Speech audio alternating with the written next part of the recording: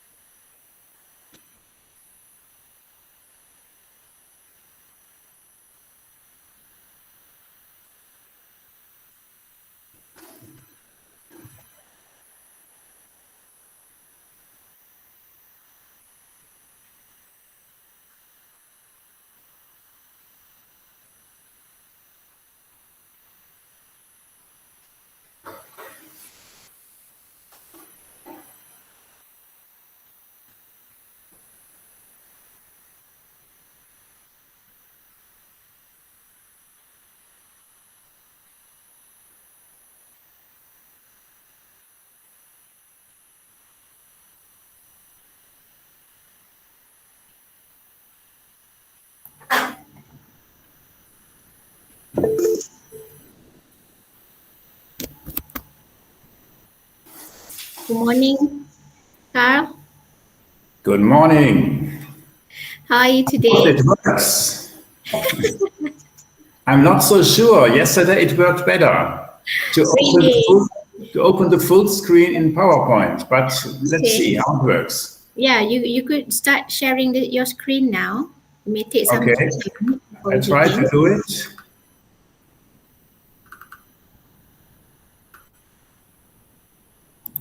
So I now try to open it as a full screen.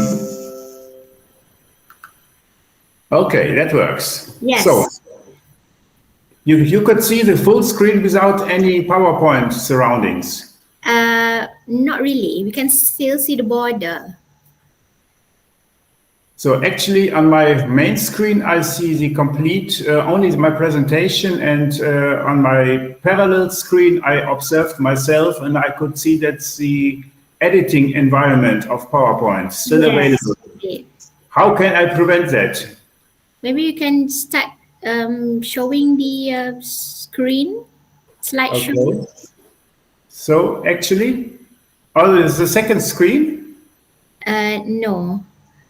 Now, I try to start here, the presentation. Yes. And if I do that on my main screen, I see only the presentation, but what comes to you as I'm logged in a second time to observe myself, and I see only the PowerPoint environment together. Yes. Was it yesterday different? Was it different yesterday? Yes, a bit different, because yesterday we can see we can view. So let's say, wait a minute. I stopped the complete PowerPoint presentation and I stopped my presentation at all. And I simply go on to see my,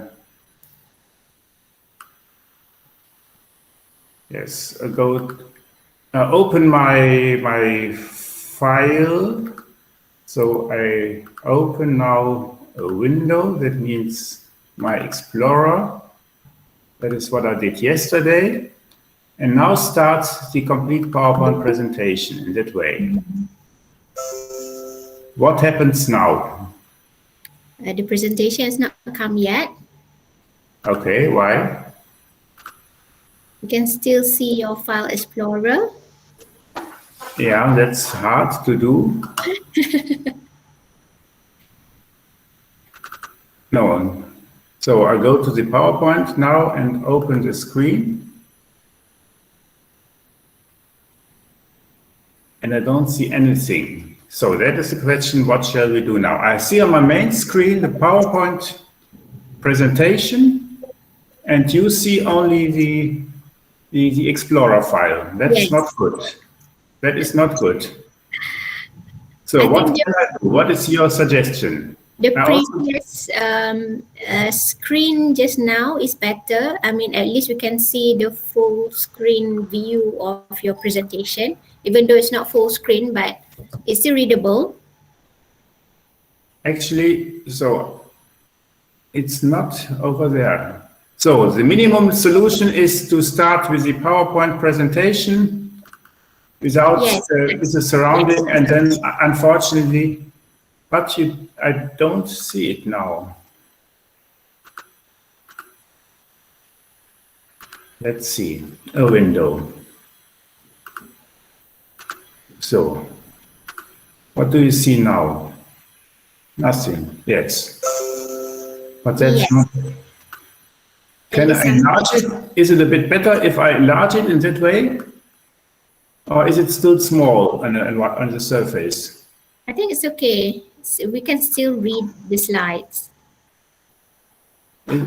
So, sorry for that, but unfortunately, maybe I can restart with the presentation mode, but it won't work. Do you see my movement of the mouse? No. So, no.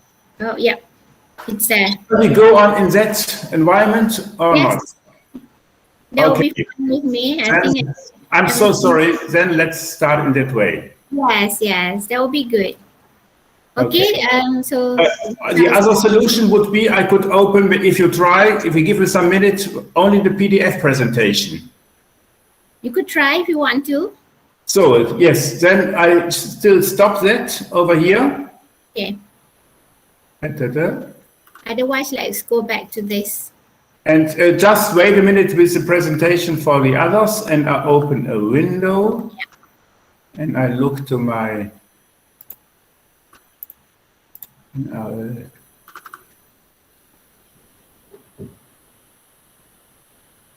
some icons, PDF 1.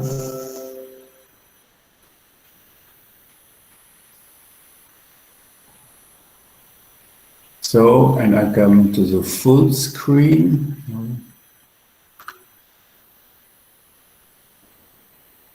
Let's see. And now,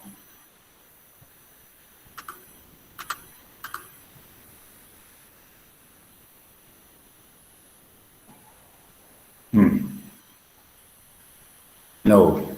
So it's that.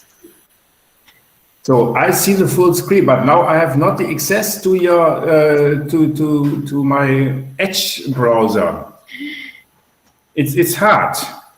So let's stop it again, and I try to restart now. Wait a minute, we got a solution somehow. No, not rising hand. I stop a window, and I now going to the PDF. You see the PDF? Not yet, but it's coming. Yes. And now I look to whether I could go to the full screen. No.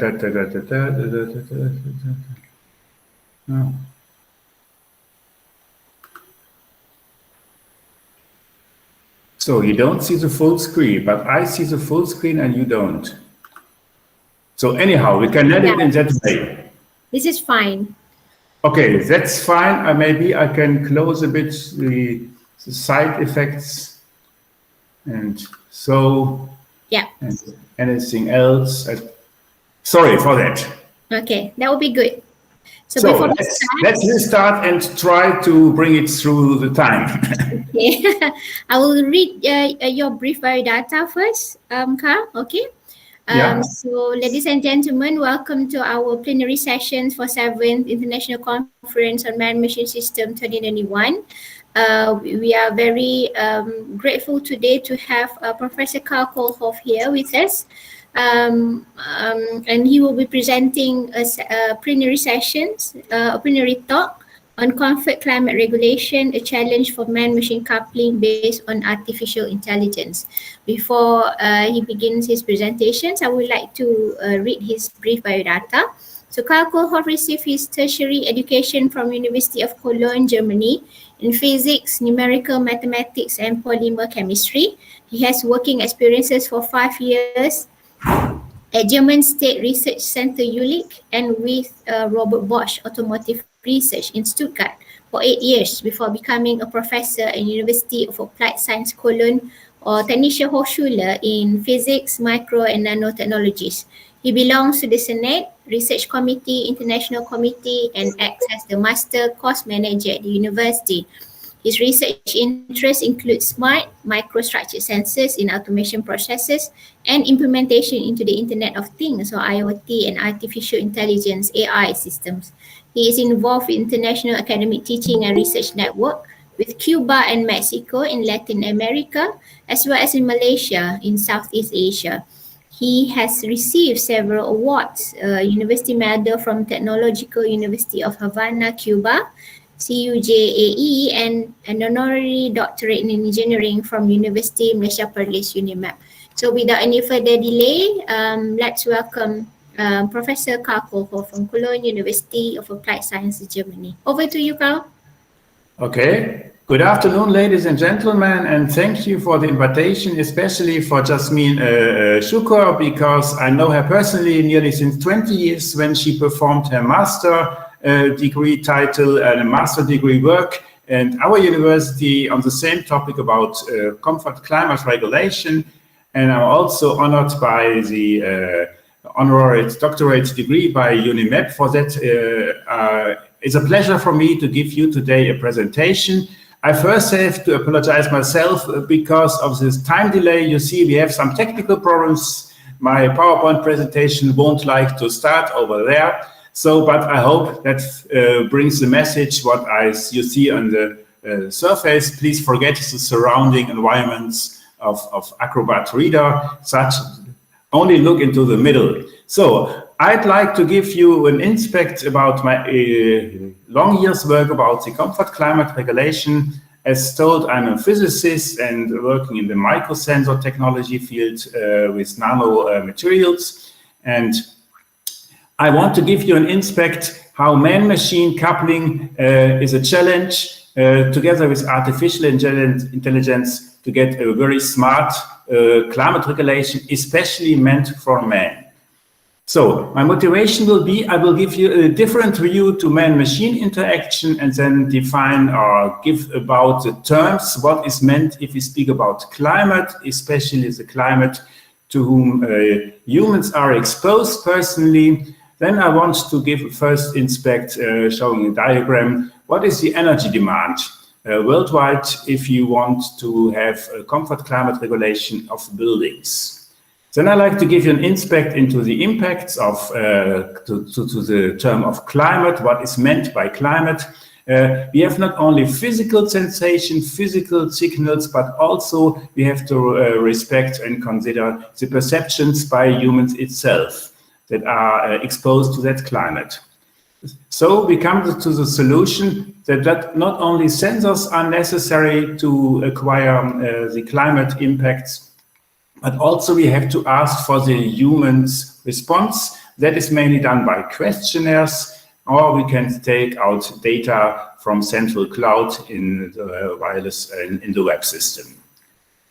And then I come to the control climate regulation principle, and I like to encourage you to follow my inspiration to look to nature, what nature does. Nature is working since the evolution time, millions and billions of years, and nature is working, is functioning. So it's very wise for engineers if they apply something for humans or for the nature, to look what nature has established, simply to copy it, and that would be a good solution for engineering.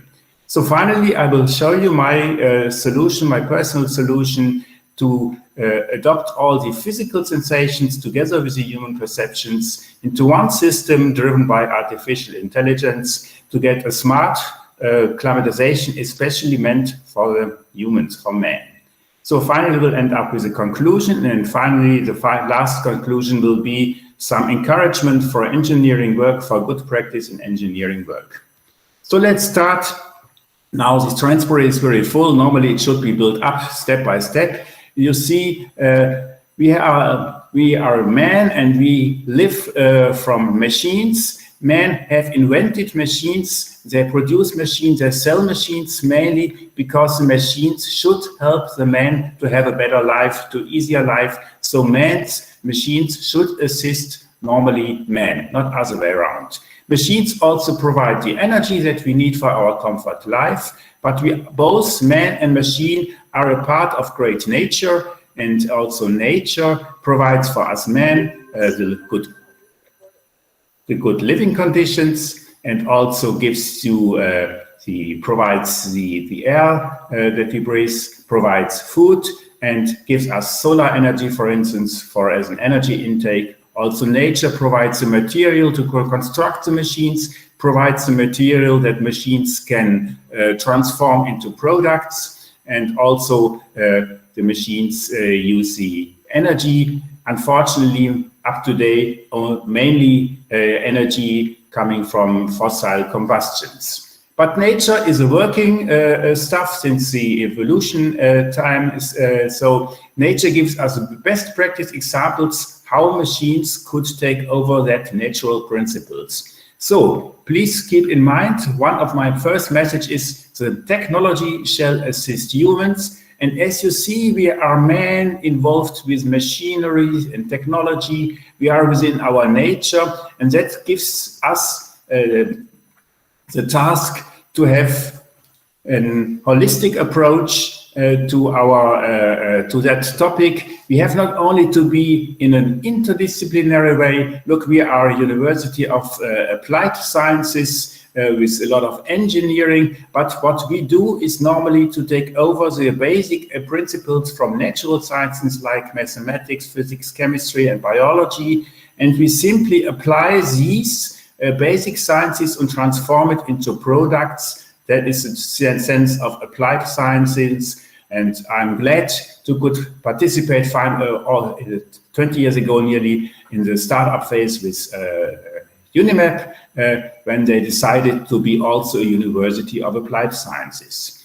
And look, if you see the colors, these colors reflect also the colors in our logo. We are University of Applied Sciences, taking our basic aspects coming from natural sciences, but finally we want to apply our sciences to man, to have a better life over there, so to provide good life arts. So that for that you can identify these three circles with the logo of our university. But look, we are only a university of applied sciences, so we have technicians more or less. And if you speak about collaboration or developing technology for man, we have also to consider life sciences. Here you see it in green from the natural sciences, it's biology. If you apply biology to man, you come up to medicine. And if you look especially to the needs of man, you come up to psychology, to health sciences, to social sciences. For that, you see, it's very important to have not only an interdisciplinary work within the applied sciences or the natural or the life sciences, but to have a transdisciplinary approach so that we have to finally find a solution for the humans to have a comfort climate. And for that, I, as a representative of a technical university, cooperate with my colleague, Professor Claudia Mestorf, from a private university, from also University of Applied Sciences in Hamburg. It's very interesting. Our University of Applied Sciences in Cologne is the largest public university of that kind, and this FOM University is the largest private university, both each of 30,000 students.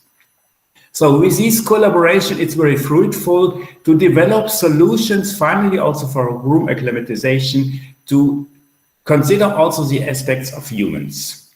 So before I start with the optimization of climate, let's define the terms. So what is meant by climate? Look, we are a man sitting in a house, and a house is building on the earth, and the earth is irradiated by the sun. So the sun provides us a good climate, a good atmosphere with some distinct temperature.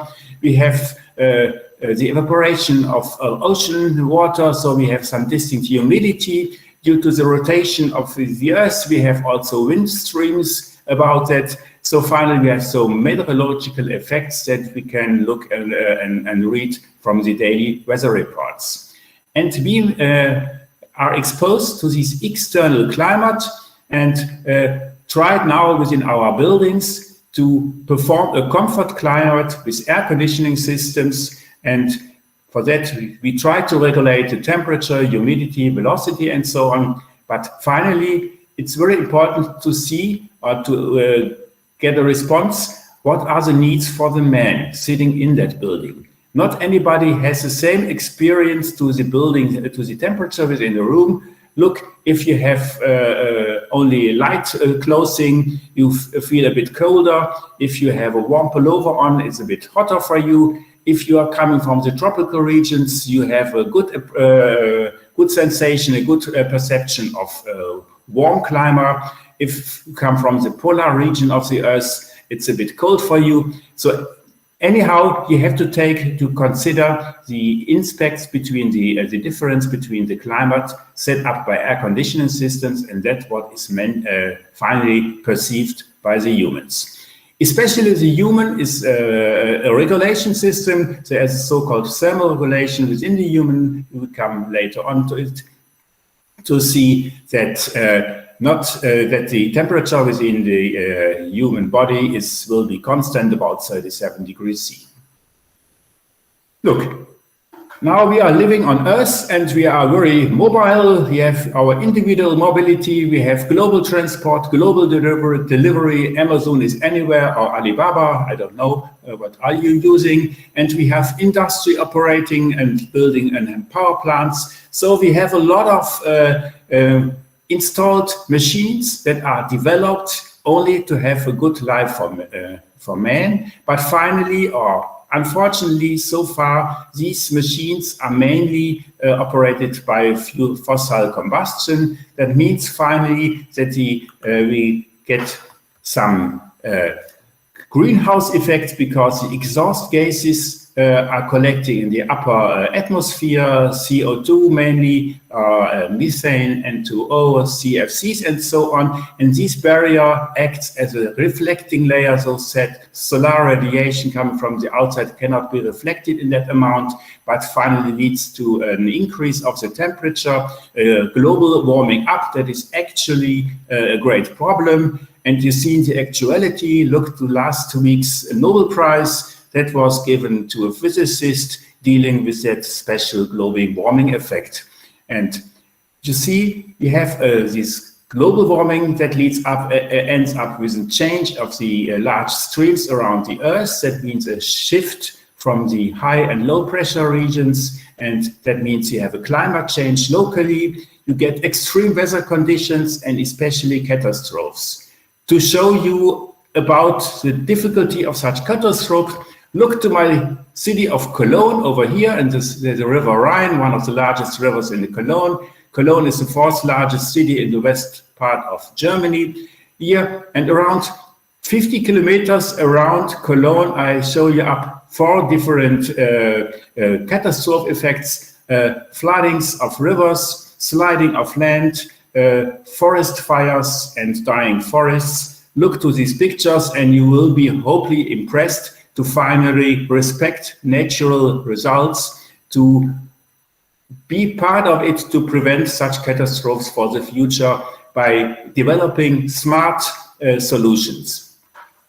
Look, we had a small river running over here that is a vineyard region south of Cologne, and after one day of rain we have the complete flooding of the environment. In the neighborhoods, the complete flooding results finally in the sliding away of fields.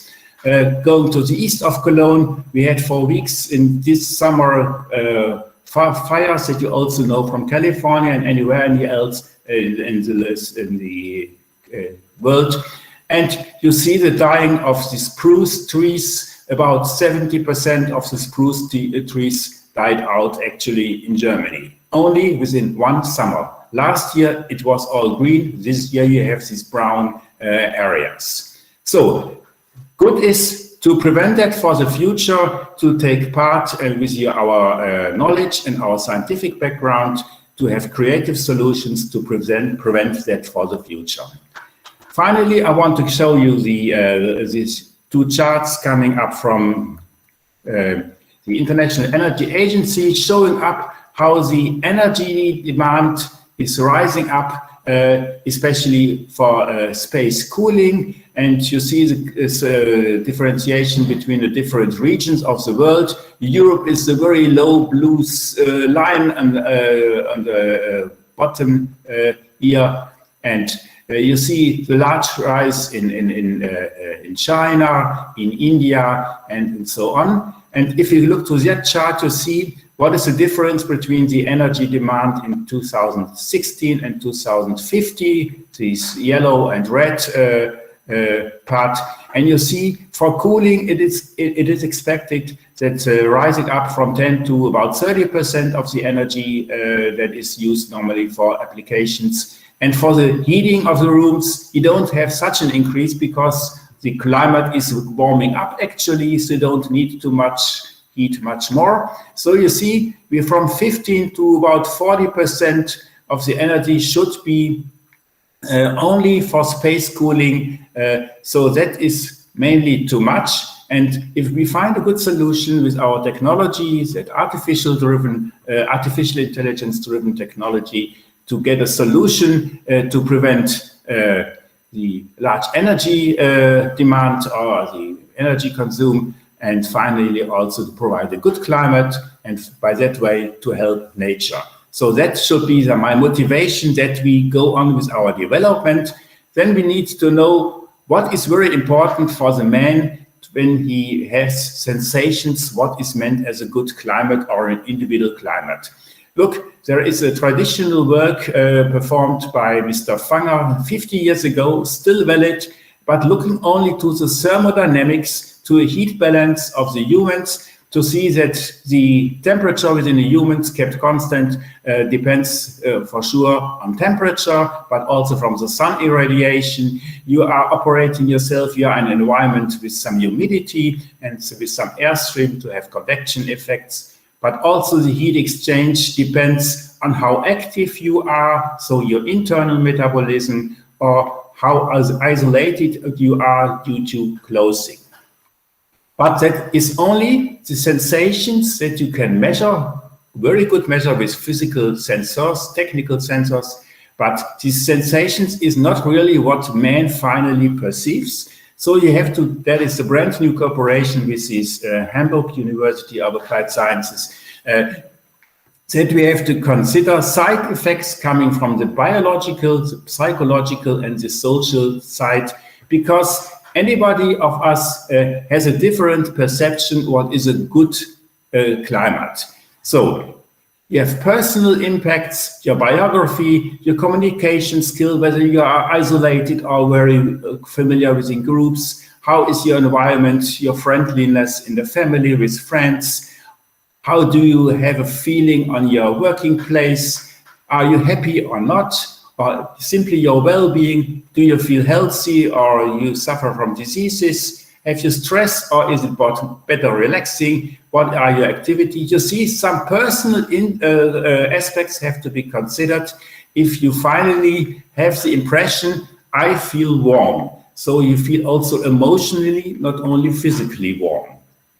For that, we have not only to detect our signals from sensors. Look, you maybe know such a sensor type measuring humidity and temperature. That is a type of air velocity sensor that I'll concentrate a bit later on. So with such sensors, you can detect the physical environmental variables, temperature, humidity, velocity, something like that. And also with sensors, you will see or learn later on from this presentation, you can collect vital data from persons via these wearables, smartwatches, something like that. But be sure to invest only technology that is non-invasive. You can measure the fitness parameter of a sportsman by lactate measurements, but you don't want any time to pick in the ear. So it must be a non-invasive technologies. These sensor signals are very nice because they are mainly calibrated or statistically well known, and they're somehow exact.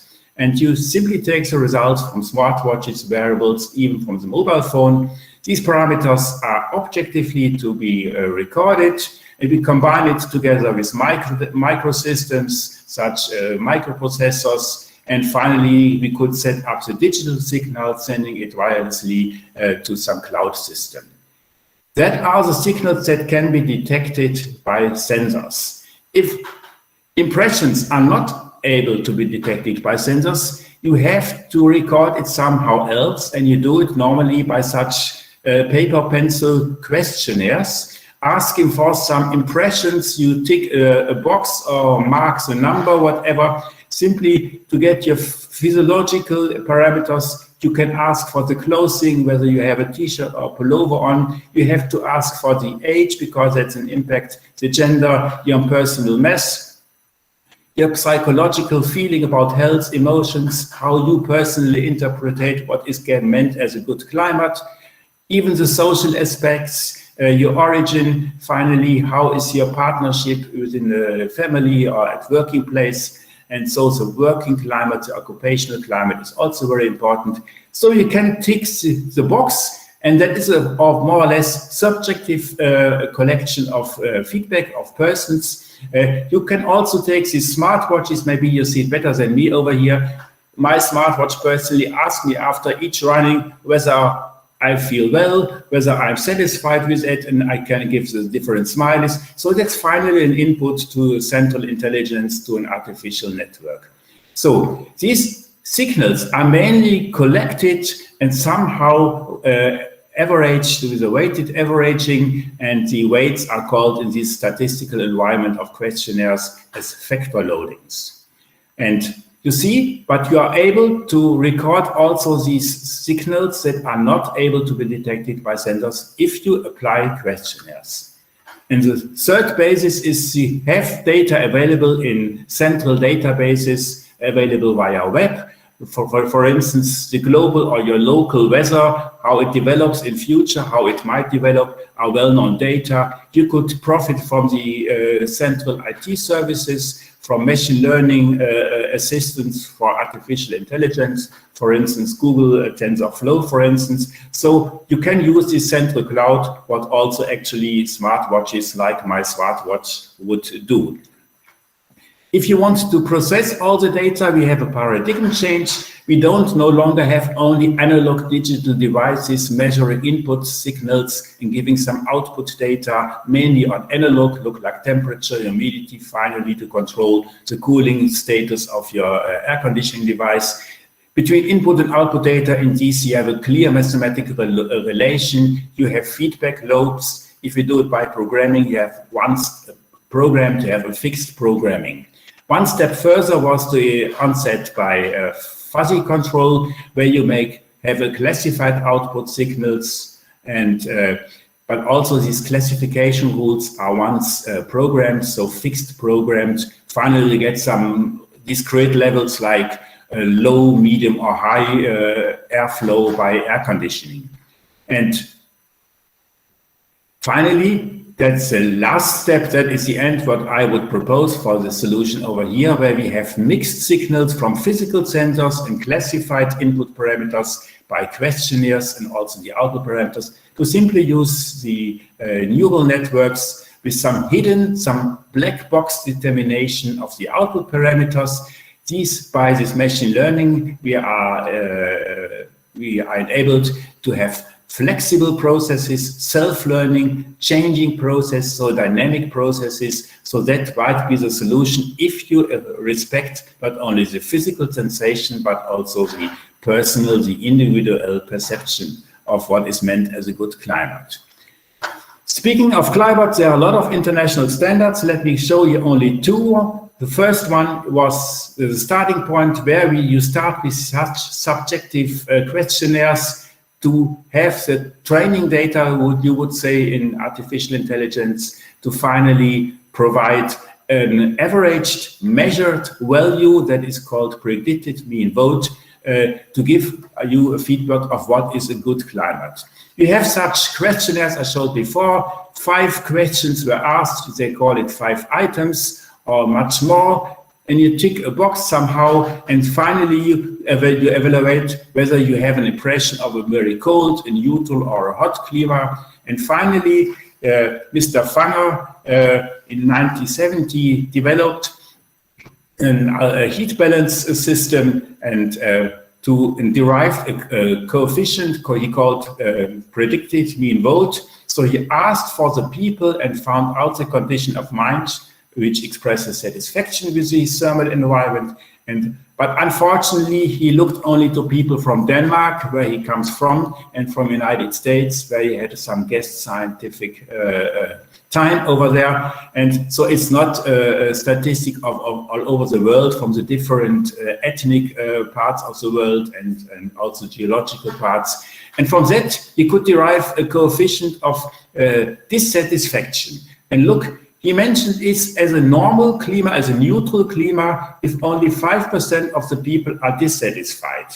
And if it's much colder or much hotter, you had this output scale that was the same scale as in the questionnaire. Then you see the coefficient or the percentage of dissatisfied person could rise up to 80%. And the international norm that is derived from that, the ISO 7730, said that only between minus 0.5 and plus 0.5, about maximum 10% of the people should be dissatisfied to have what we call a good climate. So that is the range of predicted mean vote that is only allowed, not -3 to +3, only -0.5 to +0.5. That end up in such physical temperature ranges, only a low temperature interval, some humidity interval, and only a very, very low speed of airflow. Otherwise, you would feel a cold in your neck. Even the turbulence, that is nothing else than the normalized standard deviation, should not be too high. So, what has Mr. Fanger done? What did he do? He simply set up a heat balance that is in reality a power balance, so the energy per time that is created by your metabolic activation of the internal in the body compared to the loss, and the loss comes due to radiation effects, diffusion effects, and evaporation effects. Look, the body radiates his energy, heat, over his 2 square meter of skin area. By air velocity, you have the convection, the forced convection away from your body. If you evaporate some sweat, some humidity, the surrounding can take over the humidity if the surrounding is not saturated by 100%. So you need a lower relative humidity than 100%. You exchange heat by bracing, by respiration, by convection, so also by evaporation of the humidity. So you see, the main parameters that you can measure physically depend on the temperature, depend on the velocity, and depend on the humidity in the surroundings. So that was his aspect, to have these 3 parameters at minimum together with the radiation temperature.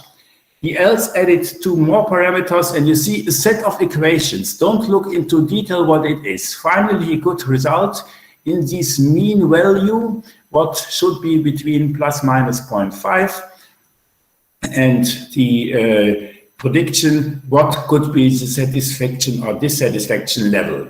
look, these are very complex equations and they can only be solved iteratively. So normally you want to simplify these equations, and one solution is the well-known wind chill temperature, where only temperature and the air velocity is meant, and all about humidity is missed, about closing and metabolism that is normalized to a standard activity, let's say sitting in front of the computer and closing what you are doing, what you are wearing normally in summer or winter. So you make it much easier for you to have a very simple, more empirical equation. And if you hear in your weather report the wind field temperature or the felt temperature, it's simply measured due to the temperature and the velocity, the air velocity of the wind. And finally, you calculate it straightforward with this easy formula. But that's only a simplification of the model of Mr. Fanger.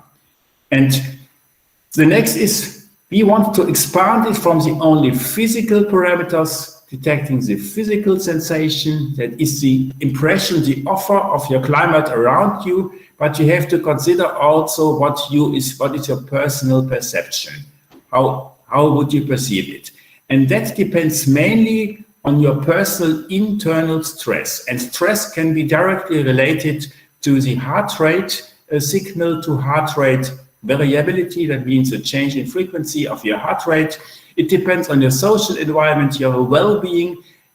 So these parameters normally only acquired by these questionnaires. But now I want to show you it's much easier also to acquire these parameters via some smart devices. Look here in detail what is meant with a biological input, your age, gender, your hormonal status, nutrition level, your health status, how good is your blood circulation, what is the activity, your muscle mass. We have always chronobiological influences, especially, for instance, the 24-hour rhythm of our daylight. From the psychological view, you have your psychological stress. What are your experiences? What are your expectations? How are you feeling? What is your personality? Now you see, figure out the detector, tell me a detector who can measure that. Even the social impacts, the interaction between the interaction on your working place, what is the satisfaction of yourself? These are parameters that cannot be perceived or collected by our sensors, but here from the some of these are easily to be detected. And before detecting that with some smartwatches, for that you have well-developed questionnaires from the World Health Organization. 5 questions only are asked: whether you feel cheerful or in good spirit, or you feel calm or relaxed, or are you more active? Are you feeling fresh when you stand up in the morning? And how is your daily life filled with something that interests you? And you simply tick the box, whether it's all the time or at no time, and you simply add up very easy these numbers to get a final index. It is well known, accepted, and that is a result of questionnaires, statistics over thousands of people.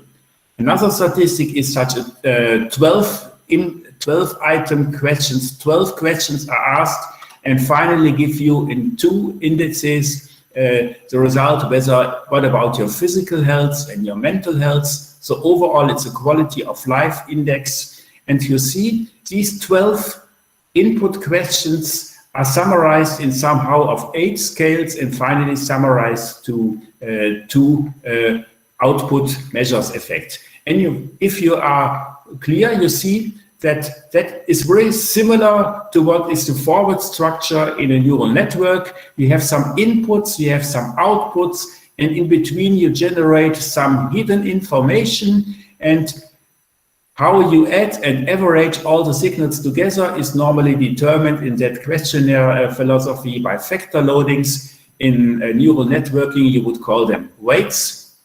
But there's only a forward network that is realized by all these questionnaires. And such questionnaires can also be available online. You simply have on your mobile phone this possibility to tick the right box and finally get a result about your physical or your mental health. In that case, because it's coming from the United States, shows it up how it fits to the average in the United States. So you see, it's possible to combine these questionnaires with some smartphones or smart technology like mobile phones or smart watches to have an input into your complete system.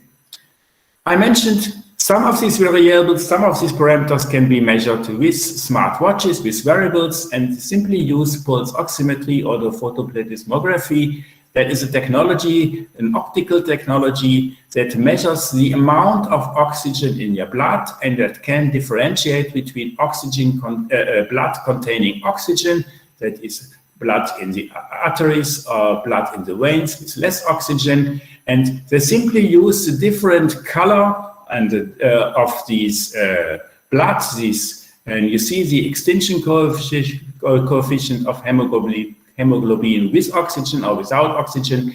And if you apply red and infrared light, if you have such a smartwatch, you can see it's blinking. Then you can measure the differentiation, the quantity of the oxidized to the non-oxidized blood. So you get an impression about the saturation level of oxygen in your blood.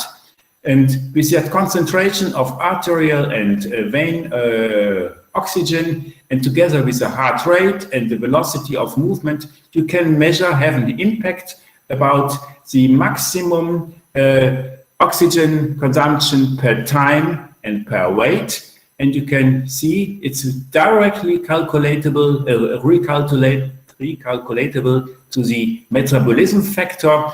1 MET in the Fanger equation corresponds to 1 kilocalorie per hour per kilogram mass of a human. And that is simply the same as 3.5 milliliter oxygen per minute and kilogram of the weight. And so you have a very good access to the metabolic rate only by measuring the heart rate. And the heart rate is measured with the green absorption, by green absorption done with green LEDs in your smartwatch. So you have a very good access to what we call metabolism. And because the heart rate is not only constant, because the time between the heart pulses may change. They change due to inhalation and exhalation. So you can measure by the time change, the period time change, the respiration rate. And if heart rate is rising, and then you have some impression of stress, the variability, that means the change in frequency goes down.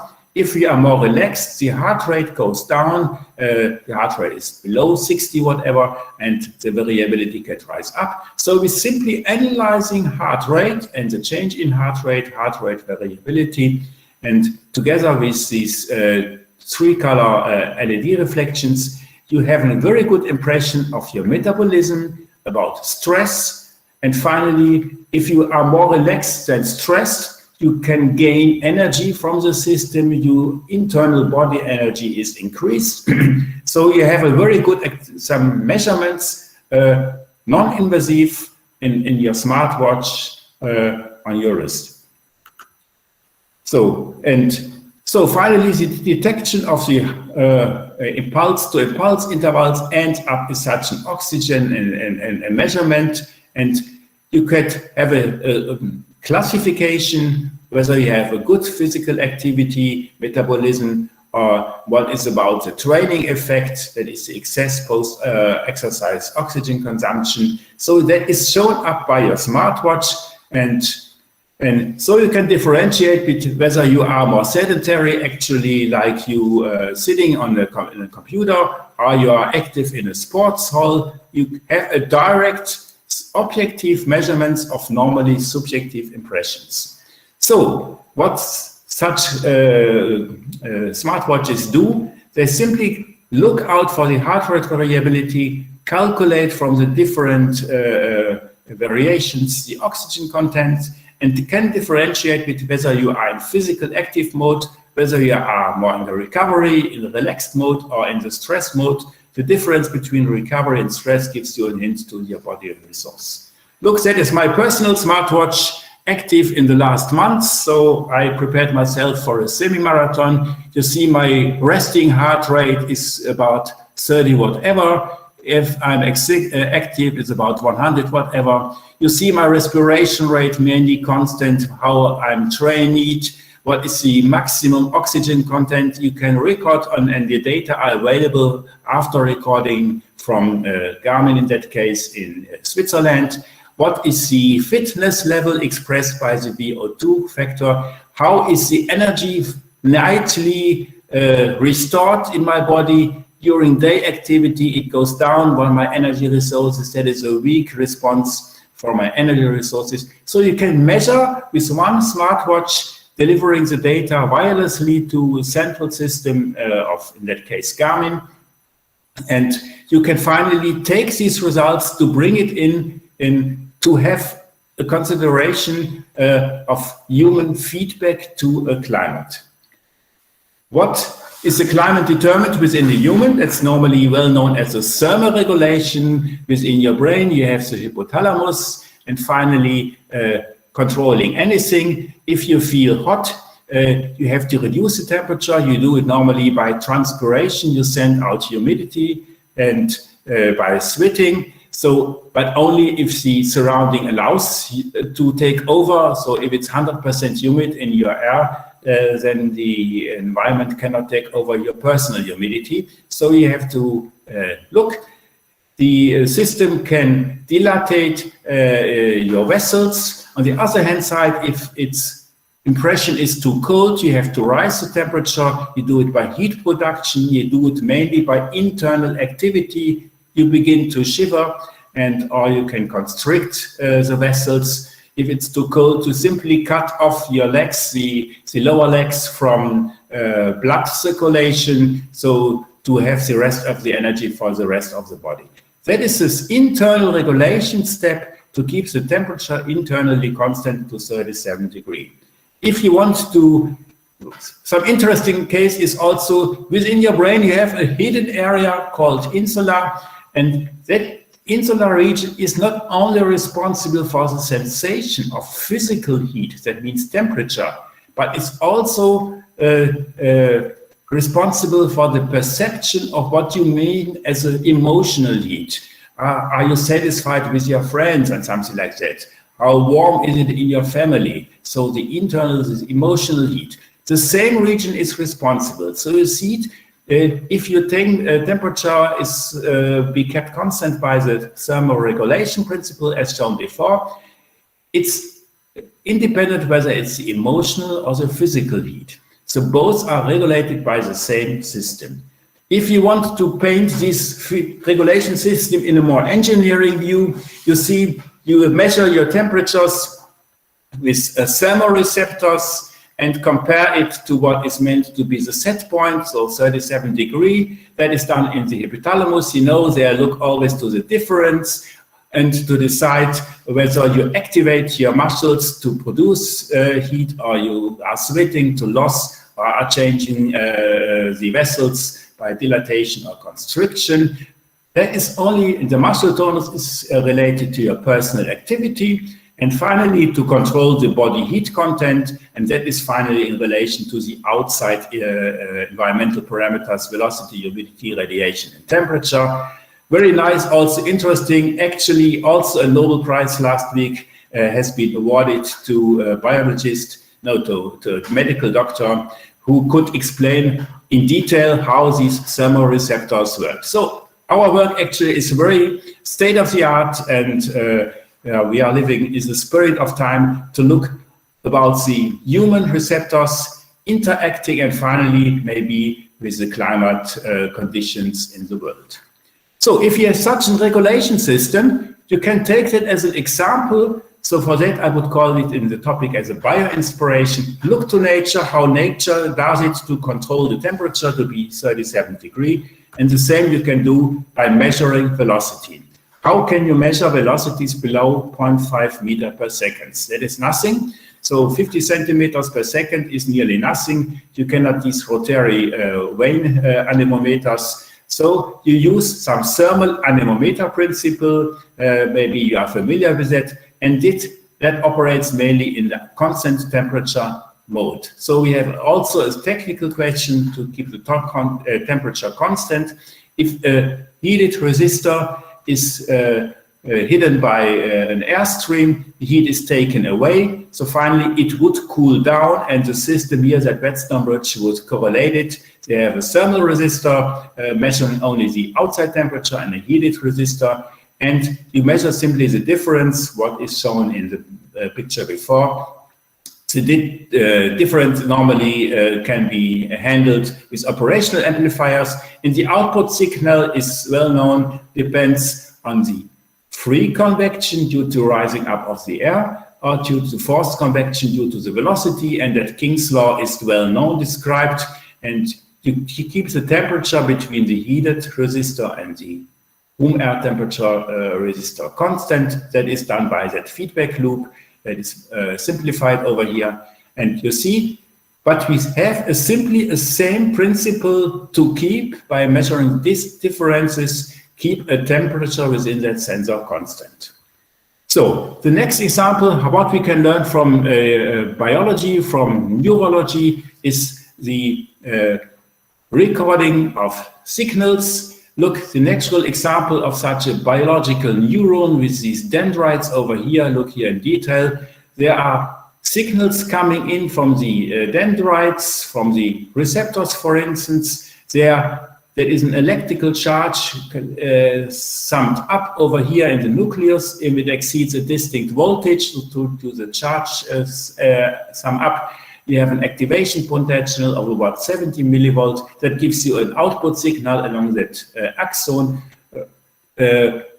Coming to the next neural cell, the contact between the former and the later neural cell is done at the locations called synapses.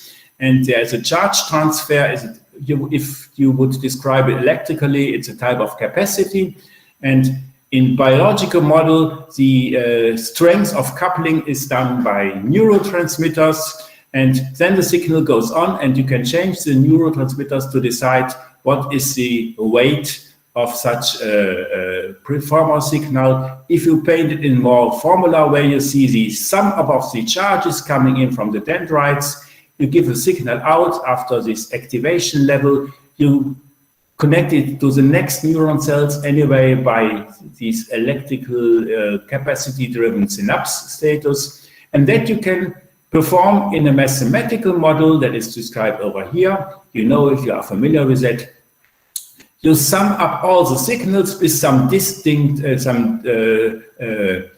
weights and add them up to a constant bias value, and apply a type of activation function, whether it's a step function, a linear function, or sigmoid, or tangent hyperbolicus function. Anyhow you apply the right one, then you have an output signal, and that goes to the next step. In my case, if I apply such a structure to my only three physical parameters, temperature, relative humidity, velocity, that is how we started. We combined it also with the PMV request. If you want, as a man, decide in my room it should be today a bit warmer than normal, then you can select it as an input. And you finally run it through a hidden system to get an output signal. You have some suited activation functions, with these propagation functions. And finally, to control the output value of the predicted mean vote. And finally, by that way, you can control whether you need to heat or to have compressor activities, that means cooling, or only ventilation, or all together. If you have the amount of switching on and switching off of these devices, you can have also a hint of the power use, the electricity demand, but you can also optimize the system. You simply look in the backpropagation step, what is the difference between what is the result of the calculation and what should be, because you have training data. In that case, you have the training data easily to be calculated from this complex set of equations by Fanger. We did it about 50,000 simulations and got a very good correlation. And the nice effect is by this minimization of this error, the steepest gradient method, you know that you can adopt all the weights. And finally, the weights give you a hint about the correlation between the input parameter and the output. So by that way, we could find out that humidity has the less influence. Temperature and velocity had a larger influence. So that is only the physical model respecting the physical sensations. If we want to expand it to our also involved personal perceptions, so we take not only our physical data, but also the data that we can record via smartphones, like the stress parameter, the input done by questionnaires, whether you do it by paper or pencil and make an electronic copy, or whether you do it directly with your smartphone. You can also implement direct the data you got from clouds. So finally, all the measurable signals can be combined with the more personal data that you have to feed in once. Or simply, you can also get your personal parameters directly from central database. If you are a client of Google, as I see today in Google Meet, we are all clients of Google. Google knows about your age, Google knows about your sex and something like that, because you buy something at wherever, Amazon or something like that. These personal data are normally well known. And so you can take a lot of data already existing with some exactness. But you can also implement the perception values that can only be recorded in questionnaires or with the smartphone inputs. And the same process now is valid, and you see we have a much more complicated system, but finally it results in the adoption of the weight. And in that way, you could also see what can we do with this data measured once. For instance, at this time, I measure my personal impression of the climate. How does it change? And how is the time development? How can I do a forecast? Also, we look to nature. How does nature deal with data? How does nature deal with storing of data in a short memory up to the long-term DNA memory? And then you go to the biology, the neurology, and to see this purpose circuit.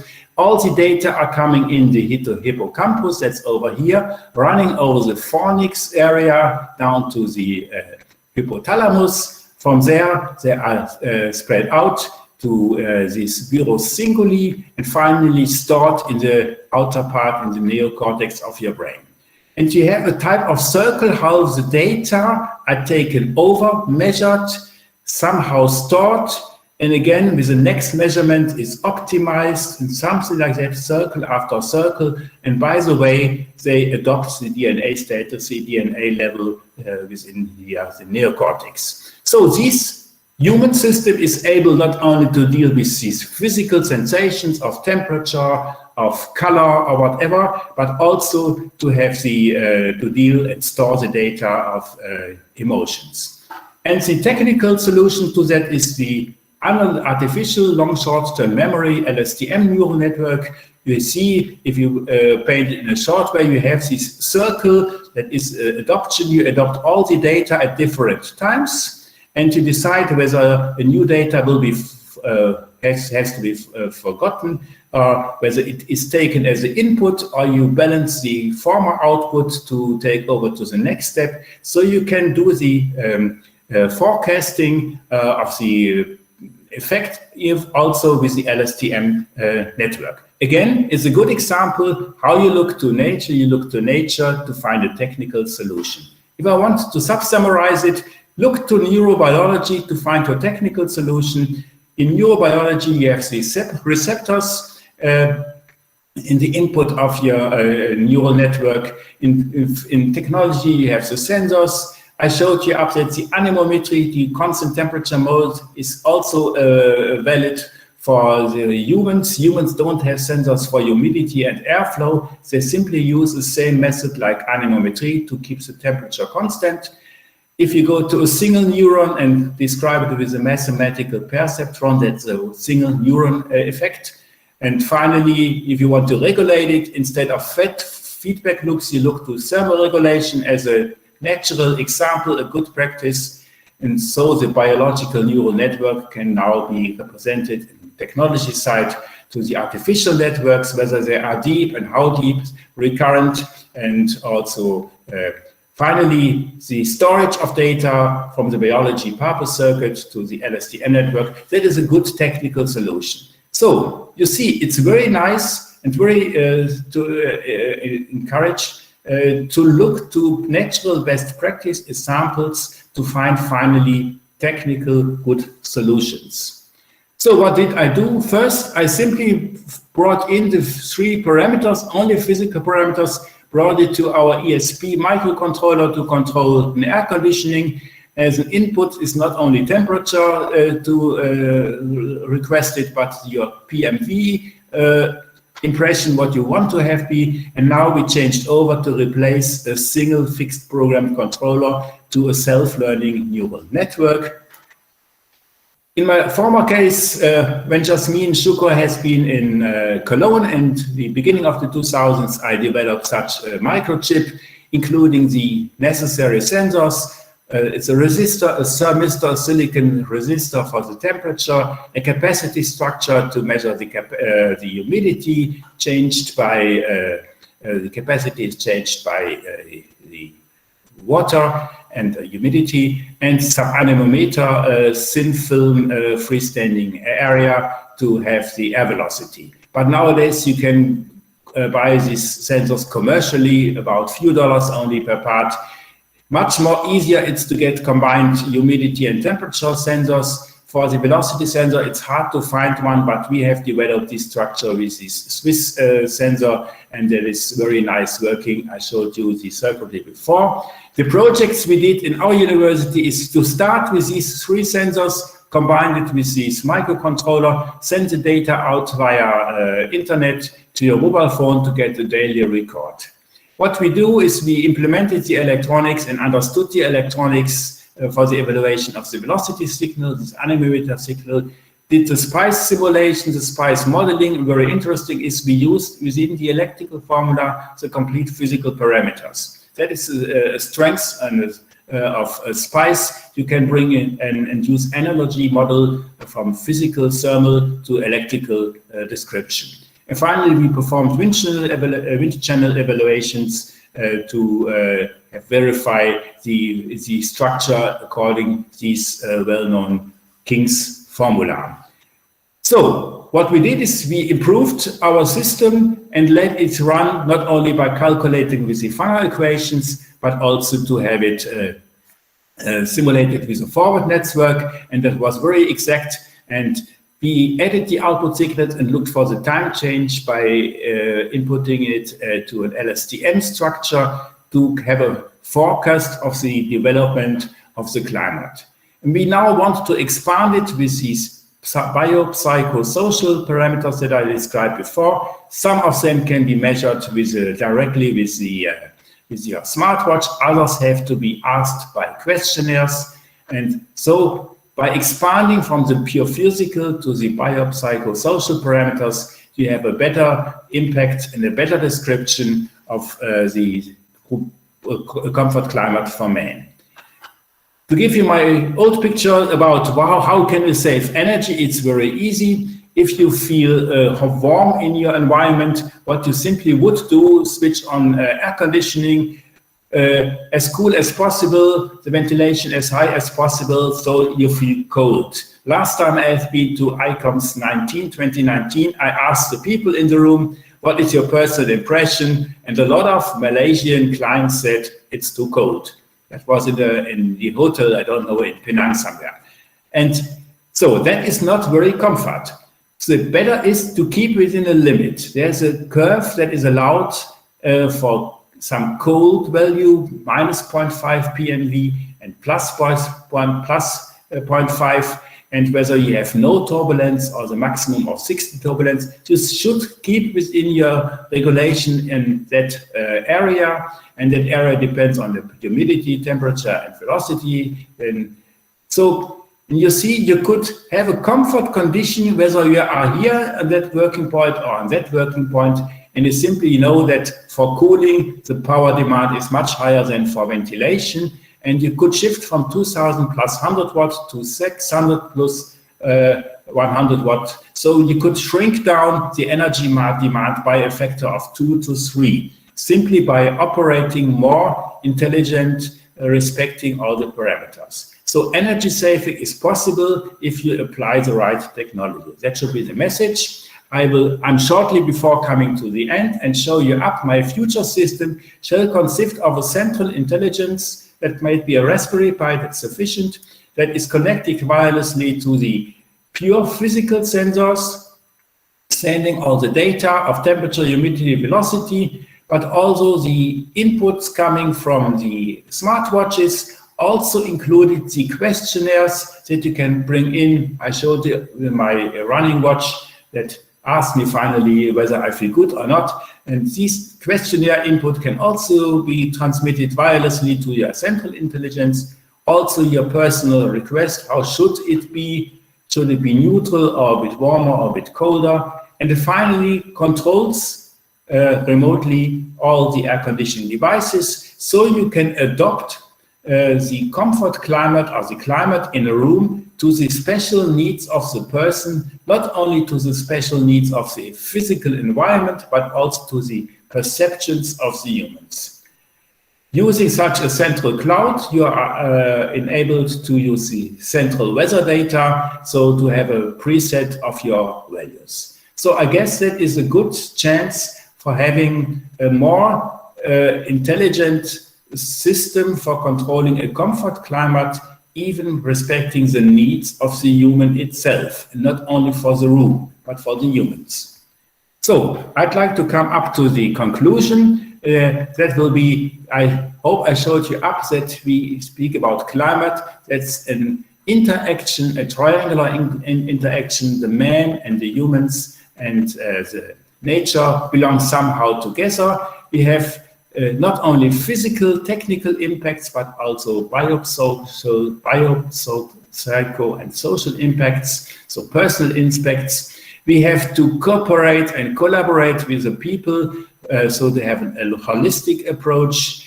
We measure the signals, but we also ask for the personal perceptions and detect them somehow. We could measure the data or get them from clouds and ask them individually, and that is a good chance for artificial intelligence to deal with mixed analog and discrete data and to use the complete structured possibilities that artificial intelligence would offer.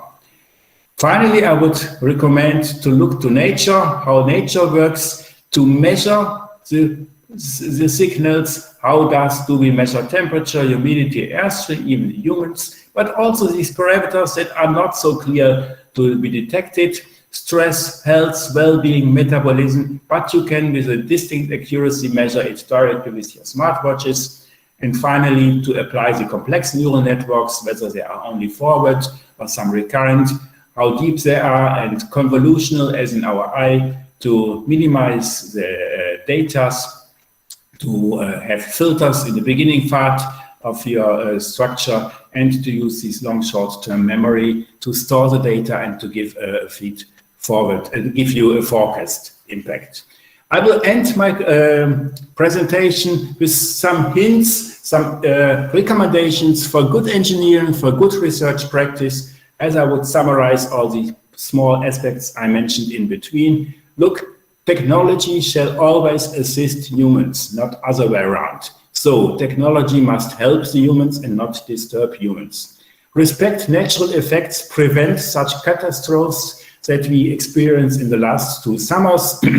Look to natural best practice examples. How does nature measure and evaluate data? I mentioned before the sensors and the neural networks.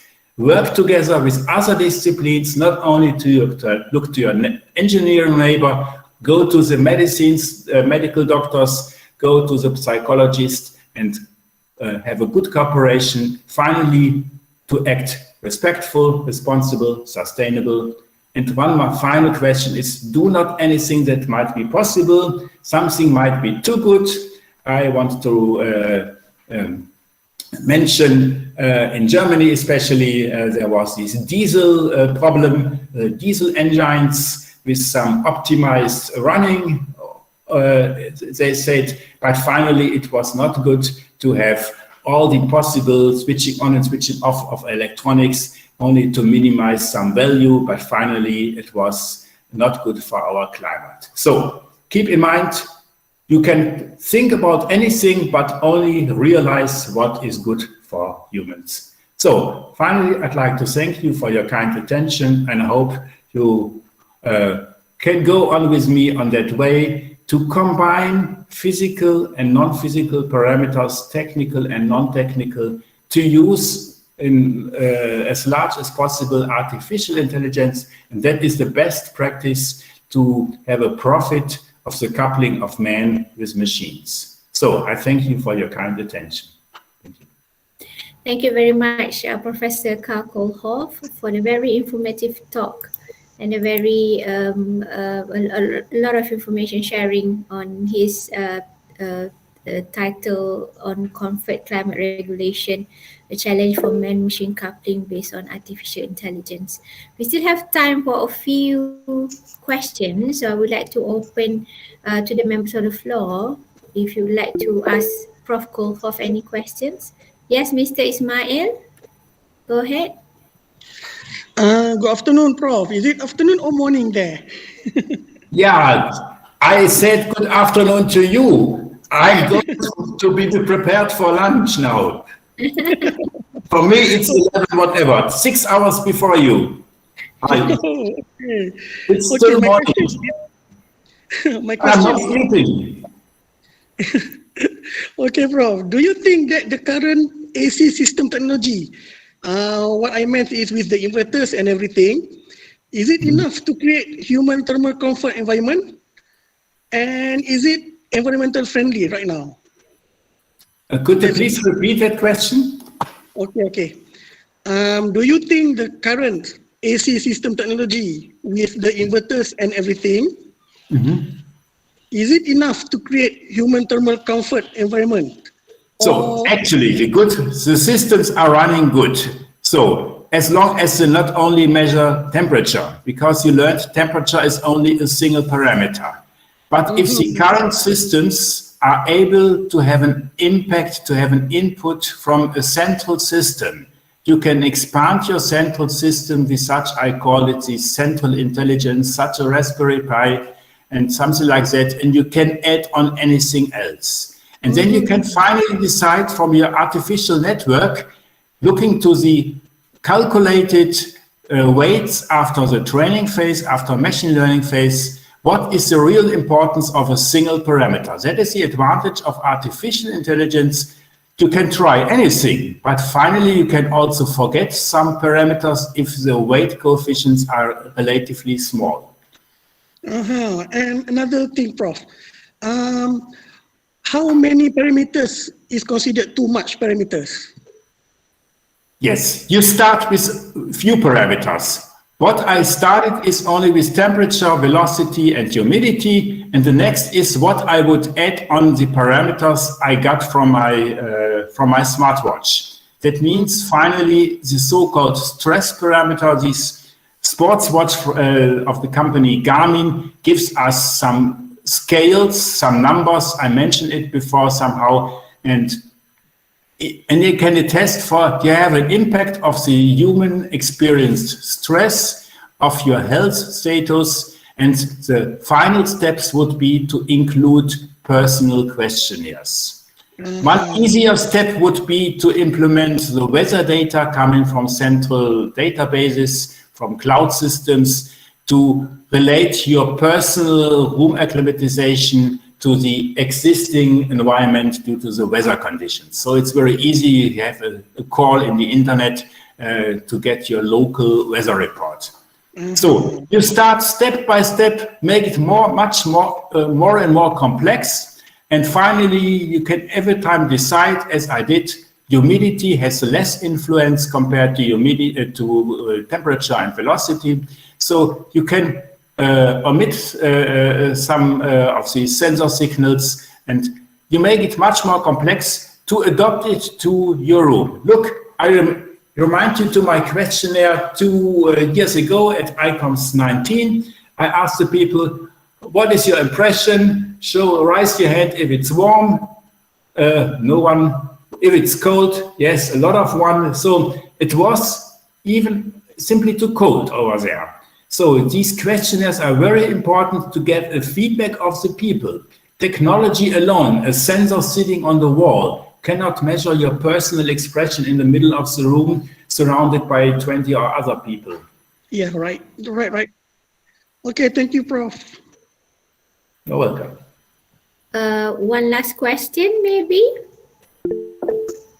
Yes, Dr. Zamri, please proceed. Okay. Good evening to Malaysian and good morning to Prof and or maybe Dosh and good morning, right? Okay. Okay. I have one question. Yeah. First of all, thank you for the presentation. It's very good. Okay. My question is, how does the effect of air draft in determining thermal comfort? Thank you very much. Air draft is considered respecting the turbulence value. So I showed this diagram where I figured out the right operational point to minimize energy consumption. You saw the limits due to no turbulence and to maximum turbulence, and draft is considered while measuring the draft. That means the standard deviation in velocity. So you have to use sensors. For that, I use that microsystem sensor from Switzerland to have a rapid response with a frequency of 2 Hertz or more rapid. You cannot do it with these rotary vane sensors. So for that, you need microsystems with a fast feedback to be able to do averaging and to do standard deviation calculation. Okay. Thank you, Prof. Thank you very much. You're welcome.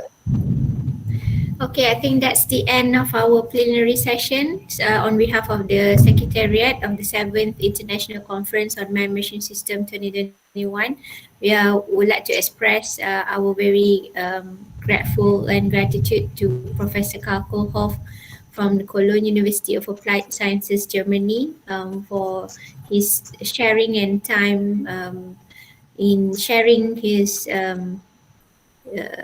knowledge with respect to comfort climate regulation. So thank you very much again to Professor Karl Kohlhof.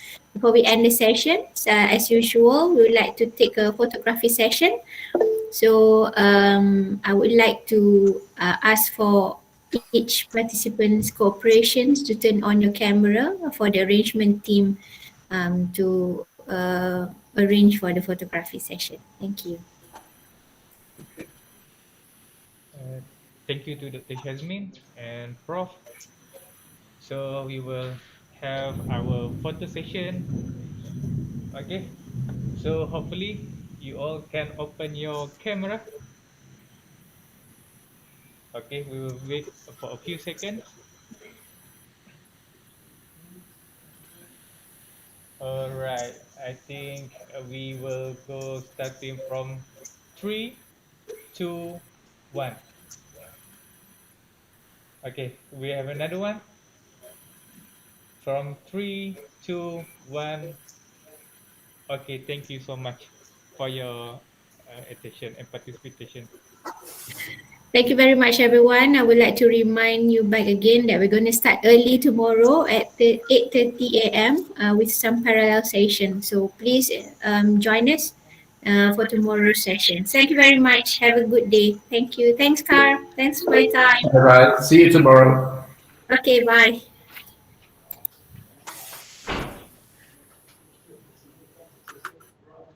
Thank you.